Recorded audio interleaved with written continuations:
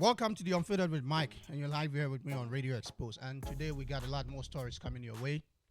Before we do that, you know the drill. Please remember to subscribe to our channel, hit the notification bell so you don't miss any more content that we post on the channel. You can also follow us on all social media platforms: Facebook, Instagram, Twitter at Radio Exposed.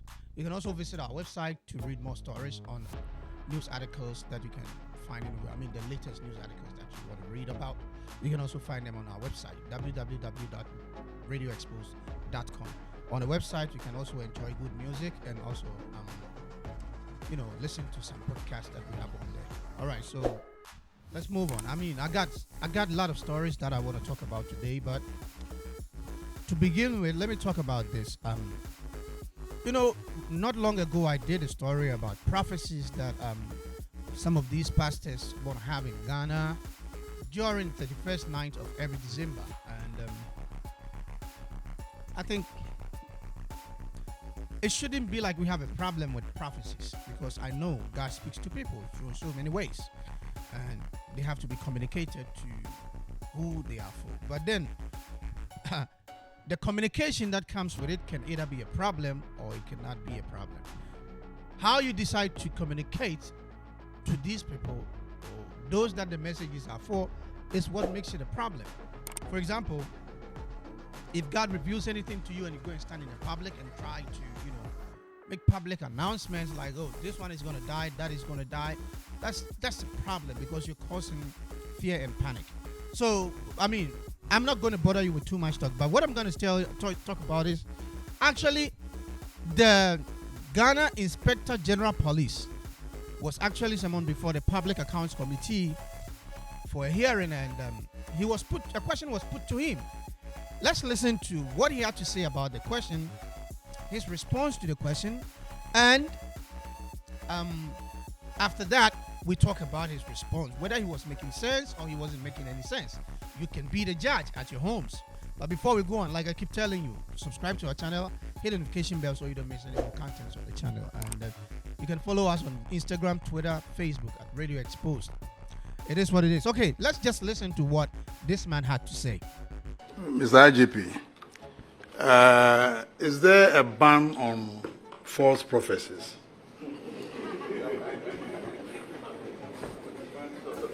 Because, it's creating a lot of fear, and panic in the system. So I want to know whether there's a law or, whatever the police is doing to at least, minimize the prophecies, from... A lot of them are false, especially,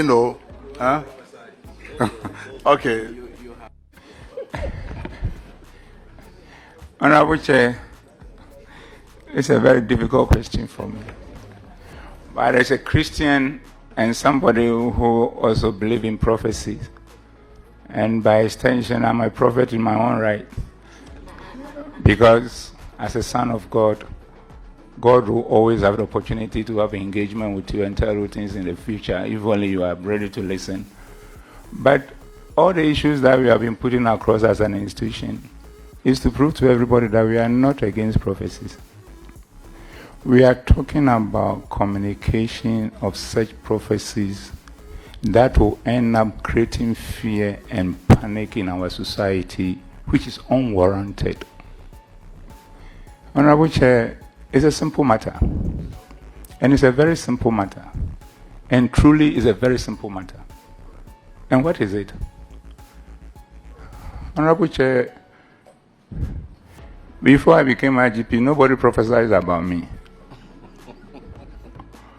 Now my IGP, everybody is prophesying about me. I have no problem with it because I'm a public figure. But why should it be such that you found something, God have revealed something to you and you want to share with me? You have to make it a showmanship and tell the whole country that I'm about to die, which of course I'm not afraid, because the only thing I'm afraid of is death.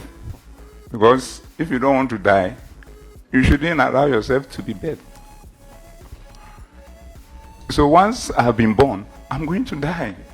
So as for death, The only thing I can do is probably become a friend of it so that he can treat me with some leniency. But the point is that you go and make such an announcement across the whole world. And I have a wife. I have children. I have a parent who is alive. And I have family members. So every day, when I live in my house, and I always get up around 3 a.m., and today I slept up to 5 a.m., my wife will be thinking that I'm dead. And this is something she is going to live with for the rest of her life. And why is it that God himself decided not to tell us when we are going to die? It means a lot. And even there, if you have prophecies about somebody dying, you even have a way in our typical Ghanaianness environment, put it even in Proverbs, for the person to decipher it. But don't put fear and panic in the person's immediate family, in the person's extended family, in the whole country. And the question is that, Honorable Chair, you are all elected to be members of parliament by our votes. And therefore, you have been empowered by the Constitution and other laws to make certain proclamations, which is acceptable. But those who are prophets, who elected them over my life? Who elected them over my life? To just get out there and make pronouncement about me where I'm not a member of your family, I'm not your church member, and probably the person might not be even believing in God. And how can a family meet and that family is not thinking about its members, but is thinking about outside people who are not related to the family, and be able to get revelation about those people and share it out there to cause fear and panic? And the point, another point, all this matter, we have decided not to talk about it. We are deep-seated Christians that we don't joke with godliness. But we also will not allow anybody to use God to create a mess and confusion, because God is not a God of confusion and God is not a God of disorderliness. So the final point we are making is, Honorable Chair, imagine somebody says that from the beginning of this year, so the time we are in Easter, 90% of markets in Accra are going to be burnt. And you say it's a prophecy. Nobody has appointed you to go and make that communication. Imagine how many people will be going to the market every day thinking that they will don't come back. Imagine they come to say that you travel from Accra to Kumasi and the first half of the year, there will be 1,000 accidents and almost about 1,000 people will die. Imagine what will happen. So the only point we are saying is that we don't know what language God speaks and who interprets it for who. But the point is that if God speaks to you and then you go out there, find as the same God to give you guidance as to how it should be communicated, that will not affect the life of individuals in a manner that will put them in fear, put their immediate family in fear, the extended family in fear, the country in fear.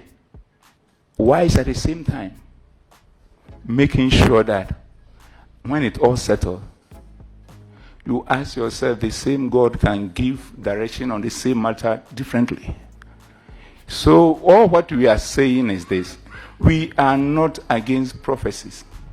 Go ahead, prophesy, but when God speaks to you, carry it in a manner that will ensure the sanctity of our nation called Ghana. And that is simplicity. All right, guys, welcome back. So we all listen to the IGP. This is the man we all know as Dampare. So, I mean, as human beings, Christians believe God created us in his own image. Muslims do believe same. Muslims believe there's an Allah. There's Allah somewhere. Just as Christians believe there's God. Wherever you go, everyone believes there's a God somewhere, except you're an atheist who don't believe in God. But then, You see, as we all believe God created us in his own image, it means we should be as wise as God is. We should be as smart as God is. If you think you are a prophet and for that reason God speaks to you, I believe God speaks to people in different ways. It could be omens, vision, through the stars, through dreams, so many ways. Whichever way God speaks to you, I don't have a problem with it. But then it becomes a problem when you are communicating whatever God tells you in a wrong way. God himself knows that in every country, even if nothing at all, in our country, Ghana, God should know, because we all know God is omniscience. God should know there are rules, regulations, there are constitutional laws in Ghana that governs the country. And the constitution just doesn't allow you to say anything anyhow. So I believe God, being omniscience, should actually know and tell you how you should communicate your prophecy or the prophecies or the revelations he gives to you. You understand what I mean? God should know the constitution in our country doesn't allow people to go out there and make reckless statements without evidence or without any backings. You cannot come and tell me God says you are going to die just like that. Even if you have a dream about me, I don't think it's advisable to just go and stand in the public and make these proclamations that, oh, God said this to me. This man is going to die. Imagine, for example, knock on wood. I'm not wishing this to happen. Let's say a man like Despite, Kenejapon, Oforisapon, just Ibrahim Muhammad.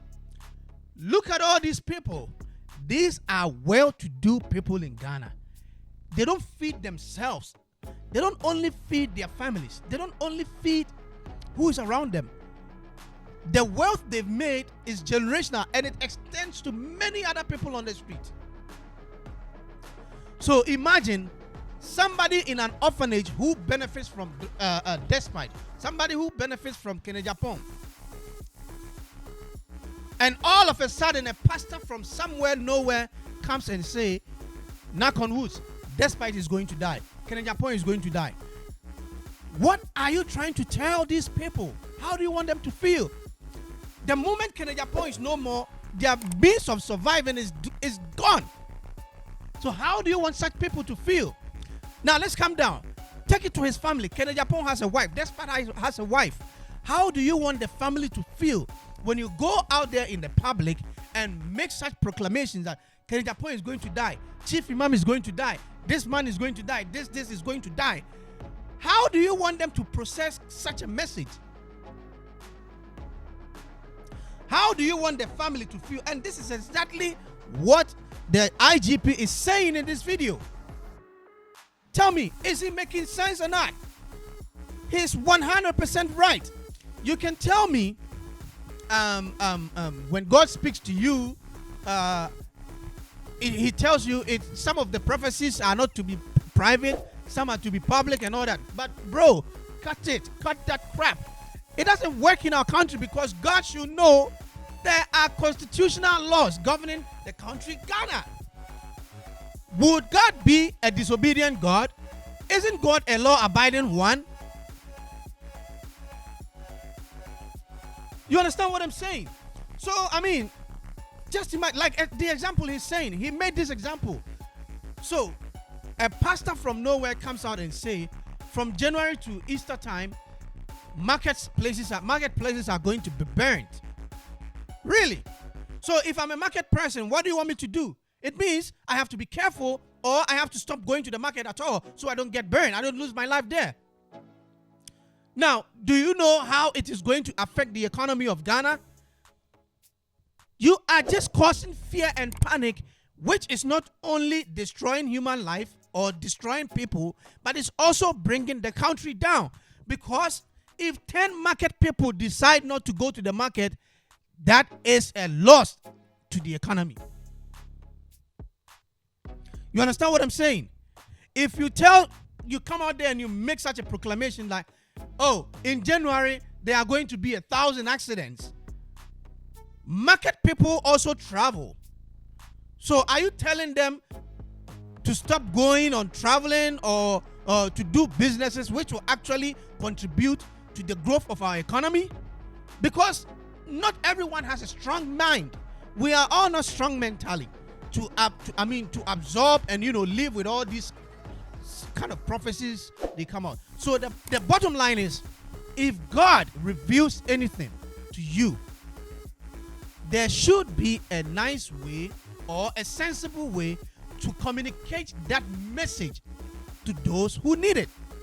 But going out there and making proclamations like that, this one will die, that one will die, this place will burn, this is going to happen. Yes, it could be possible God has revealed it to you, rightfully as you say, but find a better way to communicate the message to those who need it. You can actually tell people in position, oh, I had a vision, God revealed this to me, this place is going to burn. They will actually find a way to get a remedy or a way to sustain whatever is going to come. So if it is measures that they need to put in place, if they need to do checks, if they need to do all this, they can do it. But going out there and saying it out loud, like you don't care about anything, you are infringing on people's rights. If you go out there and you say, I'm going to die, how do you want me to feel at that moment? My children, my wife, my family, how are they going to feel? You understand what I'm saying? So there are so many things we really have to come together as a people. Nobody is against prophecies. Like I was speaking to my senior brother, my cousin. He's actually a pastor. And he was telling me, with these prophecies, you cannot say this one is a liar or not. Yes, there are some people, some prophets who are not genuine. And their ways and the things they do will actually let you know this man is not genuine. But most of the prophecies are true because God still speaks to people in many ways. So if you get the message, you have to carry the message to the person who needs it in a sensible way. You go and stand out there and then you make such proclamations, and then when it happens, you go out there for the fans. What do you gain? Like, oh, this one said this and it came true. Sometimes we need to be very, very careful and watchful of these things that we say because it has effect on many other people. It could not be my immediate family or extended family, but even people outside somewhere who benefit from the wealth some people have made. You understand what I'm saying? So I believe in what this IGP is saying. Nobody is against prophecies. I mean, if God doesn't speak to the prophets in the nation, how are we going to see what's coming? So we need it. But please find a better way to communicate the messages that God gives to you, to us. So when they come, we accept them in good faith. Unlike some people who just go out there and bluff and do all this. I think we need to find a better way to deal with this. All right, this has been the first part of the stories that I have. And I think the man made a lot of sense in what he said. You can put down your comments in the comment section. Let us know, what do you think? Do you think he's saying something sensible that we need to live by, or we just need to ignore what he's saying? Do you think we should allow these prophets to make prophets anyhow they want? Whichever way. By the way, please, you know the drill. Subscribe to our channel so you don't miss any more content on the channel. And you can also follow us on all social media platforms: Facebook, Instagram, Twitter at RadioXposed. You can also visit our website and read more stories on the news articles that we have on the website. We have podcasts over there you can listen to. You can listen to good music on the website as well. And pretty soon we are going to incorporate a shopping section on the website. Peace. I'm out.